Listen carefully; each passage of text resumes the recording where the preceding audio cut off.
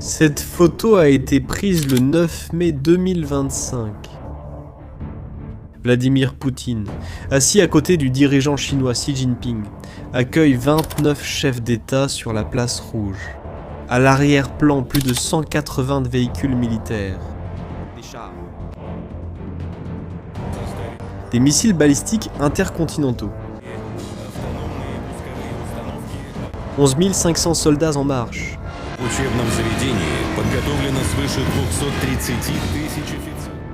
Lula du Brésil est au premier rang. Maduro du Venezuela sourit aux caméras. Poutine, âgé de 73 ans, 25 ans au pouvoir.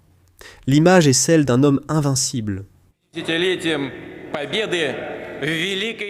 Cette autre photo a été prise cette semaine. Même place rouge, même date qui approche. Mais cette fois, il n'y a ni chars, ni missiles, ni blindés. Pour la première fois depuis près de 20 ans, le défilé le plus sacré de la Russie ne sera qu'une colonne de soldats à pied. Sans Xi Jinping, sans Lula, sans Maduro. D'ailleurs, ce dernier se trouve dans un tribunal fédéral à New York. Le 28 avril 2026, le ministère russe de la Défense a fait une annonce qui a surpris le monde entier. Il n'y aurait pas d'équipement militaire lors du défilé de cette année. La justification officielle était vague. Ils ont dit que c'était à cause de la situation opérationnelle actuelle. Mais des sources du renseignement européen et des journalistes russes en exil ont découvert la vérité. Cette décision n'a pas été prise par choix, elle a été prise par peur. Cela concerne un drone ukrainien qui est apparu à 6 km du Kremlin. Cela concerne un rapport de renseignement qui a fuité il y a 48 heures. Cela concerne un nom au sein du cercle de Poutine, qu'il craint maintenant plus qu'il ne craint l'Ukraine. Et cela concerne ce qui s'est passé au Venezuela le 3 janvier de cette année. Quelque chose qui apparaît maintenant dans un rapport de renseignement comme l'une des 3 raisons pour lesquelles Poutine a disparu de la scène publique. Pour comprendre ce qui se passe actuellement au Kremlin, nous devons revenir exactement 5 jours avant le défilé, le 4 mai 2026. Peu après minuit, dans le quartier de Mosfilmovskaya, à l'ouest de Moscou, l'une des adresses les plus chères de la capitale russe, un habitant se réveille à cause d'un bruit étrange. Il prend son téléphone et filme par la fenêtre. Ce qu'il voit, c'est un drone ukrainien à longue portée, volant à basse altitude entre les gratte-ciel, à quelques mètres des fenêtres.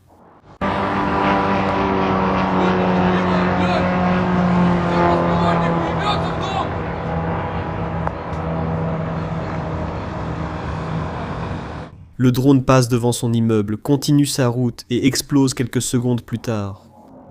La cible est le Domna Mosfilmovskaya, une tour résidentielle de luxe où vit l'élite du Kremlin, à 6 km de la place rouge et à 4 km du ministère russe de la Défense. Pour atteindre cet immeuble, ce drone a dû franchir quelque chose qui semblait impossible.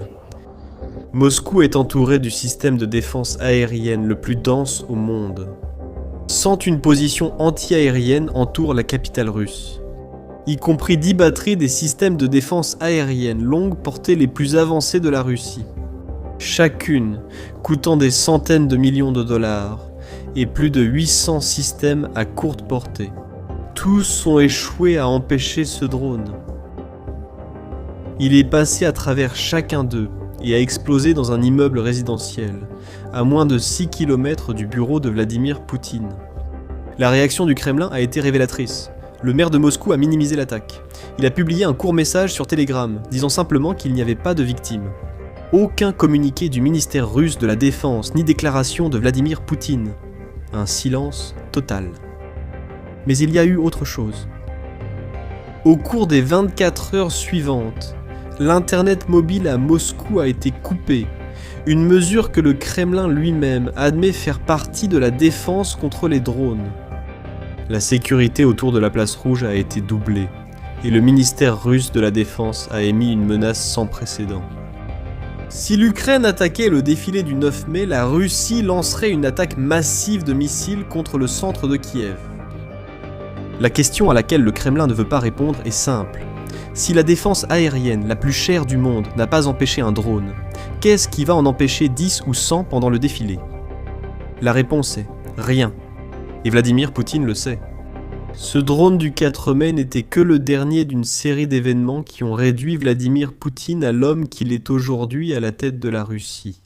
Un homme qui, selon les services de renseignement européens, ne dort plus à Moscou depuis des semaines. Vladimir Poutine dirige la Russie depuis 25 ans. Pendant tout ce temps, il s'est forgé l'image du tsar d'acier, l'homme qui recevait les présidents étrangers au Kremlin, avec l'air de ne craindre rien ni personne. En 2026, cet homme a disparu. En 2025, Poutine a assisté à au moins 17 grands événements publics, défilés, rencontres avec des dignitaires, visites d'installations militaires. En 2026, ce nombre a chuté. Il n'a reçu aucun dirigeant occidental en personne. Et ses interviews à la télévision d'État, selon les médias russes en exil, sont pour la plupart des vidéos préenregistrées, présentées comme si elles étaient en direct. Et il y a une raison à cela. Poutine ne dort plus régulièrement à Moscou.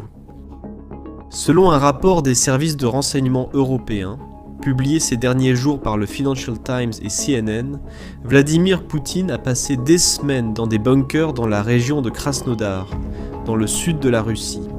Sa famille vit désormais avec lui dans ces bunkers. Les mesures de sécurité autour de lui sont sans précédent dans l'histoire moderne de la Russie. Les cuisiniers, gardes du corps et photographes du cercle personnel de Poutine ont été interdits d'utiliser des téléphones portables avec accès à Internet. Les maisons même de ses employés, en dehors du travail, ont commencé à être surveillées par des systèmes de surveillance. On pense aussi, et cela apparaît dans des rapports des services de renseignement occidentaux, que Poutine recourt à au moins 3 sosies modifiées chirurgicalement. Des analystes et les services de renseignement ukrainiens ont déjà affirmé que l'homme qui apparaît lors de certaines visites officielles n'est pas le véritable Poutine. L'ancien rédacteur de discours de Poutine lui-même, Abbas Galiamov, aujourd'hui en exil, a récemment fait une comparaison directe.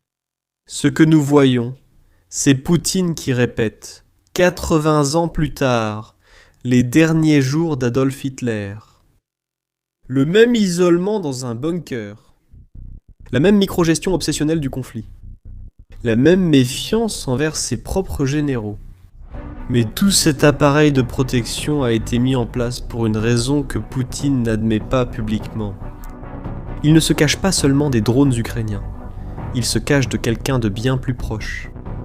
Cette semaine, des journaux comme le Financial Times et CNN, ainsi que certains portails russes en exil, ont publié des extraits d'un rapport d'une agence de renseignement européenne qui a demandé à ne pas être identifiée. La première ligne du rapport est directe. Le Kremlin est préoccupé par le risque d'une tentative de coup d'État ou d'assassinat contre Poutine, en particulier par l'utilisation de drones par l'élite politique russe elle-même. Le rapport cite alors un nom. Sergueï Shoïgu, 69 ans, ancien ministre de la Défense de la Russie pendant plus d'une décennie. Il a dirigé l'invasion de l'Ukraine. Actuellement, il est le secrétaire du Conseil de sécurité de la Russie. Un poste apparemment mineur, mais qui lui confère encore un immense pouvoir. Le rapport décrit Shoïgu comme un facteur potentiellement déstabilisateur. Le 5 mars 2026, Rouslan Salykov a été arrêté. Salykov a été, pendant des décennies, le bras droit de Sergueï Shoïgu, vice-ministre de la Défense. Le rapport des services de renseignement européens interprète cette arrestation comme une violation des accords informels de protection entre les élites. Ce qui affaiblit Shoïgu et augmente la probabilité qu'il fasse lui-même l'objet de poursuites pénales. Et l'arrestation de Salykov n'est pas le seul signe. Au cours des 15 derniers mois, 3 lieutenants généraux russes ont été assassinés à Moscou. Tous ont été tués par des bombes cachées dans des trottinettes électriques ou dans leur propre voiture. 13 généraux russes ont été tués depuis le début de l'invasion, soit plus que pendant toute la Seconde Guerre de Tchétchénie. Et pour comprendre pourquoi cela effraie Poutine, pourquoi il se méfie désormais même de ses propres généraux, il suffit de regarder ce qui s'est passé auparavant. En juin 2023, Evgueni Prigojine, chef du groupe Wagner, allié de Poutine depuis des décennies, a dirigé ses troupes vers Moscou. Ce fut la plus grande menace interne contre le gouvernement russe depuis l'arrivée de Poutine au pouvoir. 2 mois plus tard, l'avion de Prigojine s'est écrasé. Personne n'a survécu. Les services de renseignement européens indiquent maintenant que le prochain Prigojine pourrait être bien plus proche que ce que Poutine souhaiterait. Mais, pour comprendre pourquoi Poutine en est arrivé à ce niveau de paranoïa, nous devons revenir à l'événement qui, selon les services de renseignement européens eux-mêmes, a tout déclenché. Un événement qui s'est produit à près de 10 000 km de Moscou, et que Poutine a observé sans dire un mot. 2 janvier 2026, 22h46. Mar-a-Lago, Floride. Au club de golf de Donald Trump, le président termine une conversation avec le général Dan Kane, la plus haute autorité militaire des États-Unis. Trump donne l'approbation finale de la mission avec 5 mots simples. Bonne chance et vent favorable.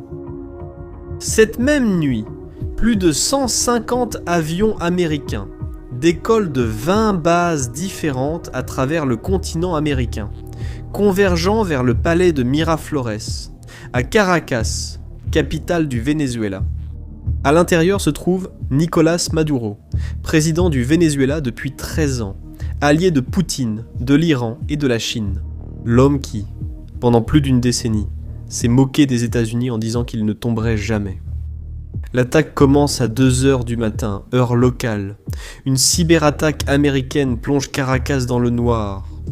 Dans l'obscurité, des hélicoptères américains apparaissent au-dessus du palais présidentiel. Des soldats d'élite de la Delta Force pénètrent dans la résidence. À l'intérieur, Nicolás Maduro tente de courir vers une chambre forte, avec des murs en acier et une porte en acier. Maduro atteint la porte, mais il n'arrive pas à la fermer. Les soldats américains sont arrivés trop vite. Maduro est capturé avec son épouse, Cilia Flores. Les deux sont emmenés menottés vers un hélicoptère. En moins d'1 heure, la force d'intervention se trouvait dans les eaux internationales avec les 2 prisonniers à bord. Quelques heures plus tard, l'ancien président du Venezuela descend d'un avion du département de la justice américain sur le sol américain, escorté par des agents du FBI et de l'agence antidrogue des États-Unis. Des images de Maduro menotté sur le sol américain font le tour du monde. Mais il y a un homme en particulier, à près de 10 000 km de là, qui regarde cela avec une réaction très particulière. Cet homme, c'est Vladimir Poutine. Selon le rapport des services de renseignement européens, qui a fuité cette semaine, le même rapport qui cite Sergueï Shoïgu comme une menace interne potentielle, la capture de Nicolás Maduro est entrée dans la liste des 3 principaux facteurs qui ont déclenché la paranoïa actuelle de Poutine. Mais la capture de Maduro est le déclencheur psychologique pour une raison simple. Si les États-Unis ont réussi à pénétrer dans le palais du principal allié de Poutine en Amérique latine, à capturer le président en 1 heure et à l'emmener menotté à New York, qu'est-ce qui empêche que la même chose arrive à Poutine ? La réponse que Poutine s'est donnée, selon les services de renseignement européens, était simple, rien. Et c'est dans les semaines qui ont suivi cette nuit de janvier que Poutine a commencé à se transformer en l'homme qu'il est aujourd'hui au Kremlin, enfermé dans des bunkers, entouré de sosies, se méfiant de ses propres généraux. Et c'est avec ce cauchemar en tête que Poutine, 3 mois plus tard, a pris la décision qui a bouleversé le monde. Retirer les chars du défilé de la victoire. Samedi 9 mai 2026 sur la place rouge à Moscou aura lieu le défilé le plus sacré du calendrier russe. Mais le défilé que le monde va voir ne ressemblera à aucun autre de ces 2 dernières décennies. La colonne de plus de 180 véhicules militaires qui a traversé la place rouge en 2025 sera bien présente. À leur emplacement, il ne restera que de l'asphalte vide. Le nombre de soldats ayant défilé en 2025 a été drastiquement réduit. Pour remplir les rangs, selon le groupe de résistance ukrainien Atesh, le commandement russe retire des soldats de la ligne de front en Ukraine, les remplaçant par des mobilisés sans expérience de combat. Les 29 dirigeants étrangers qui se sont rendus sur la place rouge en 2025 ont été réduits à 7. Les dirigeants confirmés sont Loukachenko de Biélorussie, Tokayev du Kazakhstan et Japarov du Kirghizistan. Robert Fico, Premier ministre de Slovaquie, et l'un des derniers alliés de Moscou dans l'Union européenne, se rend à Moscou. Mais il a annoncé qu'il n'assistera pas au défilé. Et, dans au moins 14 villes russes, y compris Sébastopol, Belgorod et toute la Crimée, les défilés du jour de la victoire ont été annulés pour des raisons de sécurité, pour la première fois depuis près de 2 décennies. Et c'est pourquoi tout ce que le monde va regarder samedi est au fond une cérémonie d'aveu.